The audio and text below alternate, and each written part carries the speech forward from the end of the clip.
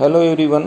Class 9 के chapter 5 के next video में जिसका नाम है the fundamental unit of life, जिसमें आज अपन इस चैप्टर को स्टार्ट कर रहे हैं। इससे पहले वाले जो भी वीडियोस थे उसमें अपन why do we fall ill जो चैप्टर था वो फिनिश किया था। तो the structural and functional unit of life that is what the cell. Junior level में आप सेल के बारे में जान चुके हो, तो आइए डिटेल से अपन cell, their structure, their function, इसके बारे में चैप्टर 5 है वो डिस्कस कर रहे हैं। सबसे पहले पोर्शन लेते हैं कि व्हाट इज सेल, यानी सेल क्या होती है इसके बारे में देखें, या अपन सिंगल लाइन में डिफाइन करें तो सेल को कैसे डिफाइन कर सकते हैं। तो cell is the structural and functional unit of life. Cell क्या है? अपने आप में एक स्ट्रक्चरल यानी उसको बनाने वाली, फंक्शनल यानी उसके सारे काम करने वाली जितने भी काम होते हैं, और उस बॉडी को बनाने में यानी हेल्प करती है। कोई भी जो लिविंग ऑर्गेनिज्म होगा उसकी स्ट्रक्चरल एंड फंक्शनल यूनिट है। इसको यूँ देख सकते हैं, कोई भी जैसे मकान बनता है, मकान में जो दीवार होती है, चार दीवार खड़ी होकर एक मकान या रूम का या कमरे का फॉर्मेशन करते हैं। लेकिन जो दीवार बनी है उसकी यूनिट देखें तो ईंट यानी ब्रिक्स या स्टोन या पत्थर हो सकते हैं। कई सारे ईंटें मिलके एक दीवार बना रही है और चार दीवार खड़ी होके अपने आप में एक रूम का फॉर्मेशन कर रही है। Same thing many cells are form a unit of life, so that is known as a structural and functional unit of life, either any living organism. It means cell form tissues, tissue form organ, organ form organ system, and organ system many organ system, and form a individual, and that perform a particular function. So that is the just a basic things, either the definition. Cell is structural and functional unit of life. अब ये question है दिमाग में कि cell को structural और functional unit क्यों कहा गया है, या इसको ऐसा क्यों कहते हैं, ऐसा क्या रीज़न है। तो इसकी बात करें तो सेल ऐसे क्या क्या काम करती है जिसके कारण सेल को फंक्शनल या स्ट्रक्चरल यूनिट माना गया है। इसको यूँ समझें, overall on the basis of number of the cells there are the two types of organism. One is unicellular and other one is multicellular. Unicellular में जो काम होगा वो एक ही सेल सारा करेगी, यानी सारा जो वर्क हो रहा है वो एक ही सेल के थ्रू हो रहा है।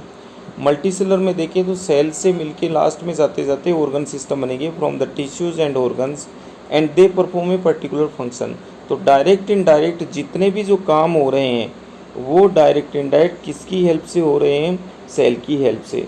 तभी इसको किस नाम से जाना जाता है? Structural and functional unit of life. तो a cell is capable of independent existence and can carry out all the function which are necessary for the living beings। जितने भी फंक्शन है ना वो सारी कर रही है।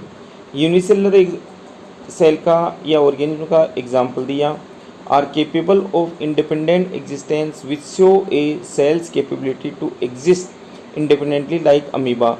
अमीबा एनिमल होता है, उसमें एक ही सेल होती है, सारा जो काम हो रहा है वो एक ही सेल करेगी। बट अपने में ऐसा नहीं है। We are the example of the multicellular. Multicellular है तो इट मीन्स क्या है कि अपने में सारा काम हो रहा है, वो tissue, organ and organ system मिलके कर रहे हैं। बट अमीबा में एक सिंगल सेल है, वही सारा काम कर रही है। Due to this a cell is called the functional, either fundamental, structural and functional unit of living organism and basic unit of life. यानी इतने सारे काम करने के कारण इस सेल को जनरली अपन structural and functional unit of life कहते हैं। That is the reason why cell is known as structural and functional unit of life. Okay, after that now we discuss general introduction about the cell. First thing, the body of all organism made up of very small unit that is called cell. कोई भी जो body होगी वो एक small unit से बनी है। जैसे मैंने ईंट का एग्जांपल दिया, उस यूनिट को क्या बोलेंगे? सेल। सबसे पहले जो सेल को डिस्कवर किया था 1665 में एक साइंटिस्ट हुए थे जिनका नाम था रॉबर्ट हुक। आगे अपन डिस्कवरी में और डिटेल से डिस्कस करेंगे। फिलहाल यहाँ पर आपको नाम याद रखना है, that is very very important. सबसे पहले किसने इसको डिस्कवर किया था? रॉबर्ट हुक ने। He discovered, either observed, that just like honeycomb, organisms are also composed of small compartment. He named these compartment is cell. यानी उन्होंने क्या किया, अभी डिटेल से देखेंगे अपन, कि कोर्क सेल थी, उसको अपनी माइक्रोस्कोप में स्टडी की, और स्टडी के बाद में डिफरेंट डिफरेंट चेम्बर उसको नज़र आए, और जो चेम्बर की जो स्ट्रक्चर थी वो just look like as a compartment, and these compartment look like as a honeycomb, जैसे मक्खी या मधुमक्खी का छत्ता होता है, और उस छत्ते में डिफरेंट ऐसे चेम्बर बने होते हैं। ये चेम्बर अपने आप में कंपार्टमेंट है, और इनको ही इन्होंने क्या नाम दिया? Cell. Now generally in unicellular only one cell present, but suppose any organism that are multicellular, then cell will form tissue then form organ will be converted into either form of organ system, and many organ systems are form organism. You can also say any organism have different types of organ system. The best example अपन बात करें अपने human beings की बात करें तो जैसे अपने में डिफरेंट सिस्टम है, respiratory system, digestive system, reproductive system, circulatory system, these are directly और indirectly form from the organ. ये सब किससे मिलकर बने होते हैं? ऑर्गन से। सपोज अपन डाइजेस्टिव सिस्टम की बात करें तो वो डाइजेस्टिव सिस्टम जनरली स्टोमक से बना होगा, इंटेस्टाइन से बना होगा, इवन ईसोफेगस से बना होगा। ये सब मिलके पूरे डाइजेस्टिव सिस्टम को बना रहे हैं। और digestive system, circulatory system, reproductive system, sensory system, excretory system, ये सब अपने पर्टिकुलर फंक्शन कर रहे हैं। तो generally this is related to the multicellular organism. Now ये जो पोर्शन है इसको आगे और देखेंगे। अभी मेन बात कर रहे हैं अपन discovery of cells. Discovery of cells में स्टार्टिंग में देखा अपन ने कि इसकी जो डिस्कवरी की थी एक साइंटिस्ट हुए जिनका नाम था रॉबर्ट हुक। इसके साथ ही न्यूक्लियस की भी डिस्कवरी हुई, रॉबर्ट ब्राउन ने न्यूक्लियस की डिस्कवरी की। ये जो स्ट्रक्चर है वो कोर्क सेल्स हैं जिनमें चेम्बर लाइक स्ट्रक्चर नज़र आई, जिसको अपन आगे की स्लाइड में और क्लियर देख सकते हैं। रॉबर्ट हुक ने अपना जो काम किया वो एक तरीके से पहले ही बता चुका हूँ मैं, अपनी सेल्फ डिज़ाइन माइक्रोस्कोप थी, कोर्क सेल को उसने स्टडी की और ऐसे देखा तो अपने आप में कंपार्टमेंट दिखाई दिए, और वो कंपार्टमेंट को उन्होंने क्या नाम दिया? सेल का नाम दिया। तो cell were first discovered by Robert Hooke in 1665, observe thin slice of cork under his self design microscope. These slice cork resemble the structure of the honeycomb, consisting of small compartment. He named these small compartment that is what? Cell.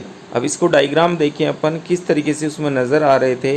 ये एक microscope थी जिन्होंने खुद तैयार की थी, इसी की हेल्प से उन्होंने हाई रिजोल्यूशन या मैग्नीफिकेशन पे माइन्यूट से माइन्यूट या वेरी स्मॉल से स्मॉल जो भी साइज़ थी उसको अच्छे से उसको देखा, और किस तरीके से इनको स्ट्रक्चर नज़र आई, just look like as a honeycomb. ये मैंने पहले वाली स्लाइड में आपको बताया, इस तरह से चेम्बर बने होते हैं, just like as a chamber. And ये जो स्ट्रक्चर थी, जो स्लाइस लिया वो किसका लिया? कोर्क का, जो अपने आप में एक प्लांट सेल थी। इसका स्लाइस किया यानी इसकी कटिंग की, वेरी थिन लेयर, यानी just like as a very thin layer, and after that in the study microscope and they look like as a compartment either chamber, just like as a honeycomb. मधुमक्खी का जो छत्ता होता है उसमें जो structure बनी होती है या चेम्बर बने होते हैं, और उन्हीं को फिर उन्होंने नाम क्या दिया? सेल, यानी these compartment also known as a cell. तो इस तरीके से सेल की डिस्कवरी हुई, और ये डिस्कवरी किन्होंने की? रॉबर्ट हुक ने। नाउ जो सेल होती है उसके क्या पर्टिकुलर करेक्टर हैं और क्या क्या फंक्शन करती है, किस तरीके से ये अपना अलग करेक्टर शो कर रही है। A cell is the smallest unit of that is capable of performing life function, यानी सारी फंक्शन करने में हेल्प है। The shape and size of cells are related to specific function they perform. जैसी इसकी साइज़ है, जैसी इसकी शेप है, वो ऑर्गेनिज्म टू ऑर्गेनिज्म डिपेंड करेगी। और हर सेल है अपने आप में पर्टिकुलर साइज़ और शेप लेके पर्टिकुलर अपना अपना फंक्शन करती है। सपोज़ नर्व सेल अपना फंक्शन करेगी, मसल सेल अपना फंक्शन करेगी, अदर जो भी बॉडी में रिलेटेड सेल्स हैं वो अपना अपना पर्टिकुलर फंक्शन करती है। Each living cells the capacity to perform certain basic function. Cells contain a specific component called the organelles. That is very very important things. Here is one is organ and another term that is the organelles. Basic difference organelles. Spelling में भी change है और इसकी meaning में भी change है। Organ तो generally tissue मिलके ऑर्गन बनाते हैं और ऑर्गेनेल्स क्या होते हैं, जनरली सेल के अंदर प्रेजेंट होते हैं। For example mitochondria, ribosomes, chloroplast, Golgi body, vacuoles, these are the organelles. But cell form tissue and tissue form the organ. Suppose stomach our क्या है, ऑर्गन है, but mitochondria, ribosomes, these are the organelles. तो ये cell के अंदर specific component होते हैं और उन कंपोनेंट को क्या नाम देते हैं, organelles. Each kind of cell organelles perform a specific function. सब अपना अपना काम करते हैं। आपने नाम सुना होगा powerhouse of the cell, that is the mitochondria, क्योंकि ये एटीपी प्रोड्यूस कर रहा है, एनर्जी बना रहा है। Protein factory that is ribosomes, also known as a engine of cell. तो ये सब ऑर्गेनेल्स अपने अपने वर्क करते हैं। All cells are found to have the same organelles irrespective of their function and which organism they are found in. सारे जो भी ऑर्गेनिज्म फंक्शन करेंगे और डायरेक्ट इनडायरेक्ट सेल के अंदर प्रेजेंट होते हैं। तो ये सेल से रिलेटेड कुछ इंपॉर्टेंट पॉइंट्स थे और इवन ऑर्गन और ऑर्गेनेल्स में बेसिक डिफरेंस क्या है वो भी इस स्लाइड के थ्रू अपन समझ चुके हैं। आगे की स्लाइड में अपन बात करें, पहले वाले पोर्शन में मैंने यहाँ पर बात की थी कि generally cells form tissue, tissue form organ, organ form organ system and organ system have the like that this is this portion। और उसका अपन ने एग्जाम्पल भी दिया था। इसी को अपन कंटिन्यू कर रहे हैं कुछ एग्जाम्पल लेके। एक मान लो अपन रेट का एग्जाम्पल लें, जो मल्टी सेलर ऑर्गेनिज्म होगा उसमें जनरली देखो सेल्स है, that is the unit, basic unit. The cluster of cells that form what, tissue. Many tissue form the what, organs. Many organs form a system that is known as a organ system and many systems presents in a particular organism। तो जैसे example देखिए अपन intestine, stomach, oesophagus, ये सब मिलके अपना alimentary canal बना रहे हैं और कई सारे सिस्टम मिलके एक ऑर्गेनिज्म बन रहा है। बट चाहे ऑर्गेनिज्म बनो, चाहे ऑर्गन सिस्टम बनो, ऑर्गन बनो, टिश्यू बनो, ये सब कहाँ से डेवलप्ड हुए हैं, सेल से। तो that is the basic unit of life, that is the important things and these organ systems are present in the generally multicellular organism. Because multi means more than one. यदि एक cell होगा तो एक ही cell रहेगी, उसमें tissue भी नहीं बनेगा, ऑर्गन भी नहीं बनेगा, ऑर्गन सिस्टम भी नहीं बनेगा और ऑर्गेनिज्म भी नहीं बनेगा। तो ये कुछ डायग्रामेटिक रिप्रेजेंटेशन था कि सेल से ऑर्गेनिज्म में किस तरह से tissue, organ and organ system का फॉर्मेशन होता है। अभी अपन बात करेंगे ऑर्गेनिज्म के टाइप्स, और वो टाइप्स है वो generally on the basis of the number of the cells, यानी कौन कौन से ऑर्गेनिज्म हैं उनमें कितनी नंबर सेल्स पाए जाते हैं, उसके बेस पे अपन ऑर्गेनिज्म को दो कैटेगरी में बांट सकते हैं। नंबर 1 जो कैटेगरी है उसको बोल सकते हैं अपन unicellular and another one is multicellular. Unicellular मतलब यूनी जो टर्म होता है, यूनी का मीन्स होता है वन और मल्टी का मीन्स होता है, यहाँ जो मल्टी वर्ड है इसका मीनिंग होता है मोर देन वन, यानी एक से ज़्यादा। मोर देन वन यानी एक से ज़्यादा होंगी ना वो प्रेजेंट होगी। तो यहाँ देखो unicellular made up of single cell, एक ही सेल। इसके बेस्ट एग्जाम्पल है अमीबा, पैरामीशियम। मल्टी सेलर यानी बहुत सारी सेल्स हो, मेनी सेल्स हो, उसमें प्लांट्स और एनिमल्स, ये कुछ एग्जाम्पल हैं। तो यूनिसेलर होगा तो सारा काम एक ही सेल करेगी, मल्टी सेलर होगा तो उसमें टिश्यू भी बनेगा, ऑर्गन भी बनेगा और ऑर्गन सिस्टम भी बनेगा। इसमें अपन कुछ एग्जाम्पल भी देखते हैं कि यूनिसेलर कैसा होगा। That is the example of amoeba. This is the structure of the amoeba. And amoeba में देखो different type cell organelles present है, न्यूक्लियस भी प्रेजेंट होता है, वैक्यूल्स भी प्रेजेंट होती है, माइटोकॉन्ड्रिया भी होते हैं, क्लोरोप्लास्ट भी होते हैं, स्यूडोपोडिया भी प्रेजेंट है, that is form from the outgrowth of the cytoplasm. यानी सारा जो भी काम करना है एक ही सेल करेगी, और एक सेल में डिफरेंट सेल ऑर्गेनेल्स प्रेजेंट होते हैं, वो ये वर्क करने में हेल्प करते हैं। Another example that is multi cellular organism, यानी फॉर एग्जाम्पल प्लांट सेल अलग स्ट्रक्चर होगी, एनिमल सेल अलग स्ट्रक्चर होगी। ये जो डायग्राम है वो एनिमल सेल का है, जिसमें देखो डिफरेंट टाइप्स के सेल ऑर्गेनेल्स प्रेजेंट है, राइबोसोम्स है, माइटोकॉन्ड्रिया है, साइटोस्केलेटन है, गोल्जी अपरेटस है, endoplasmic also two type, rough endoplasmic, smooth endoplasmic, centrioles है। These are the cell organelles and in the multicellular these cells form tissue form organ form organ system, and many organ systems are located either present in a individual। तो that is the basic difference। इसके अलावा कुछ और भी example देख सकते हैं अपन, जैसे like that unicellular organism, these are the unicellular organism, paramecium, amoeba, euglena, chlamydomonas, these are the unicellular. Uni means केवल सिंगल सेल होती है, इनमें एनिमल्स में केवल एक ही सेल होगी, सारा काम इसी की हेल्प से होगा। मल्टी सेलर में जितने भी प्लांट्स हैं, बड़े एनिमल्स हैं, या जो भी एनिमल्स है एक्सेप्ट यूनिसेलर, वो सब मल्टी सेलर में आते हैं, जिसमें एनिमल्स है, फंजाई है, प्लांट्स है। These are example related to the multicellular. Types of organism की बात करते हैं। Shape and size of the cell.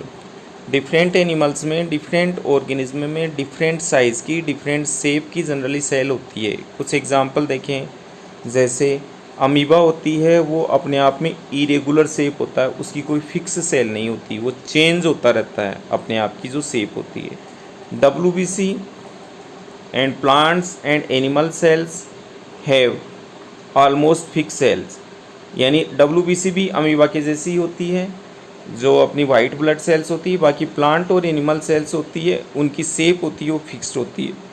सबसे छोटी जो सेल होती है वो होती है PPLO, pleuro pneumonia like organism, also known as a mycoplasma. सबसे जो बड़ी सेल होती है उसको बोलते हैं ऑस्ट्रिच एग, बर्ड्स होता है एक, उसका जो एग होता है वो सबसे बड़ी सेल्स होती है ओवरऑल। अपने ह्यूमन में देखिए बात करें तो अपनी ह्यूमन में सबसे बड़ी जो सेल्स है वो नर्व सेल्स होती है, जिनसे अपने को स्टिमुलस होता है, वो रिसीव होता है, जो सेंसरी नर्व जाके फिर ब्रेन में या स्पाइनल कॉर्ड में जाके अपने को मोटर नर्व के थ्रू अपने को मैसेज देता है, अपन कोई भी जो स्टिमुलस को रिसीव करने में हेल्प करते हैं। तो that is largest cell either longest cells in animal cells, that is what nerve cells. कुछ एग्जाम्पल है, पर्टिकुलर शेप की एग्जाम्पल बात करें, these are the examples. Sex cells, it means that is the sperm, this one is the ovum, that is muscles, fat cell, bone cell, blood cell, nerve cells, that is the largest cells. Epithelial cells, immune cells, यानी WBC, that is WBC, white blood cells and stem cells. तो इनकी देखो सबकी shape है अलग अलग है, कोई राउंड है, कोई लोंगेटेड है, कोई फ्लेट है, डिफरेंट टाइप्स की है। और क्लियर एग्जांपल देखिए अपन डायग्राम के थ्रू तो और क्लियरली देख सकते हैं। These are the same diagram either related cells, that is nerve cells, fat cell, bone cells, that is egg cell, blood cells, sperm also male gamete and ovum also female gamete, that is after the process of the fertilization and fused and form the zygote। तो उनकी सबकी shape क्या होती है, different होती है। तो ये तो अपने खुद की ह्यूमन की है, जैसी शेप है, जैसी साइज़ है, उनके अकॉर्डिंग ये अपना अपना वर्क करती है। पर्टिकुलर इनकी साइज़ की बात करें तो सबकी साइज़ भी डिफरेंट हो सकती है। ये कुछ साइज़ का पैरामीटर या कुछ दे रखा है इसमें, जैसे 0.1 नैनोमीटर से लेके 1 मीटर तक हो सकती है। जैसे ओस्ट्रिच एग है, चिकन एग है, ह्यूमन का एग की साइज़ इतनी होती है, एनिमल सेल की साइज़ इतनी होती है। लिपिड्स एटम जो हैं वो अपने आप में सेल के पार्ट नहीं है, बट अपन कंपेयर करें तो सेल्स में, जैसे this one is the prokaryotic cell, that is the plant cell, that is cell organelles. तो that is the different cells have different shape and different size. तो ये जो पोर्शन था वो था शेप और साइज से रिलेटेड। इसके बाद में नेक्स्ट पॉइंट डिस्कस कर रहे हैं वो है सेल थ्योरी। सेल थ्योरी के लिए ओवरऑल 3 साइंटिस्ट हुए थे। एक का नाम था थियोडोर स्वान, अदर साइंटिस्ट थे माथास स्लीडन एंड थर्ड साइंटिस्ट हुए थे रुडोल्फ विर्चो। उन्होंने सेल के बारे में एक कंसेप्ट दिया कि सेल है वो क्या है, किस तरह से इसकी एक थ्योरी प्रपोज्ड की, एक हाइपोथेसिस प्रपोज्ड की और उसी को नाम दिया गया cell theory. The generally accepted portion of the cell theory are as follow. यानी ओवरऑल जो स्लीडन और स्वान साइंटिस्ट थे उन्होंने सबसे पहले इसको प्रूव किया था। उसके बाद में रुडोल्फ विर्चो ने भी इसको और ज़्यादा इनकी जो थ्योरी थी उनको और ज़्यादा हाईलाइट किया। उन्होंने क्या पॉइंट दिया, all living organism are composed of cell. यानी जितने भी लिविंग ऑर्गेनिज्म हैं वो किससे बने होते हैं, सेल से। Cell is the fundamental unit of life. यानी सेल किससे मिलकर बनी होती है, या कोई भी लाइफ होती है वो किससे मिलकर बनी होती है, सेल से। यहाँ तक ये बात स्लीडन और स्वान ने दी। बाद में जो कोई भी नई सेल बनती है वो किससे बनती है, अपने प्री एग्जिस्टिंग सेल से। यानी पहले वाली जो सेल होगी ना, suppose this is the cell and these cells divide and form 2 cell, another that is further divide and form another cell, that is further it means another cell. तो this one is the new cell, यानी ये new cell है, that is the also new cell. ये new cell किससे बनी, preexisting यानी अपने पहले वाली से। Suppose that is the new cell, new cell किससे बनी, अपनी प्री एग्जिस्टिंग से, पहले वाली से। तो वो उनमें क्यों होता है, ऐसा डिवीज़न होता है जिसको अपन बोलते हैं cellular division. Cells arise from other cells through cellular division.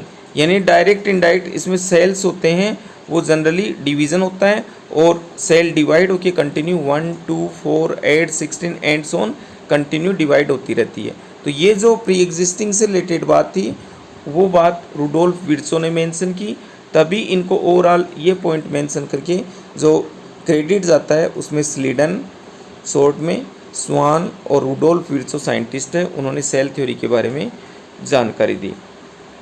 Overall और क्या पॉइंट सामने आए, सेल थ्योरी से रिलेटेड कुछ पॉइंट और एक्सपांडेड किए गए और विस्तार किया गया। जनरली इसमें देख सकते हैं अपन या क्या क्या है जो पॉइंट इसमें इंक्लूड होते हैं। Cells carry genetic material passes to daughter cell during cellular division.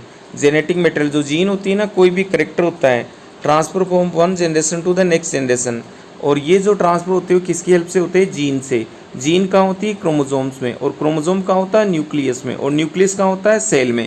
तो सेल से डायरेक्ट इनडायरेक्ट वो जेनेटिक मटेरियल ट्रांसफर हुआ है। All cell are essential the same in chemical composition. Cell का केमिकल कंपोजिशन होता है सेम होता है, यानी लिपिड है, प्रोटीन है, जो भी इसका पार्ट होता है वो सबका सेम होता है। Energy flow you can also say metabolism and biochemistry occurs within cell. Cell के अंदर सारी प्रोसेस होती है मेटाबॉलिज्म में। इट मीन्स कुछ नए प्रोडक्ट बनते भी रहते हैं, यानी सिंपल मॉलिक्यूल कॉम्प्लेक्स भी बनते हैं, कॉम्प्लेक्स मॉलिक्यूल सिंपल भी बनते हैं, ये प्रोसेस चलती रहती है। Metabolism also divide in catabolism and anabolism. Catabolism का मीन्स होता है, अपन यूँ कह सकते हैं, सिंपल मॉलिक्यूल होगा वो simple will be convert into complex, ये प्रोसेस कहलाएगी जनरली एनाबॉलिज्म।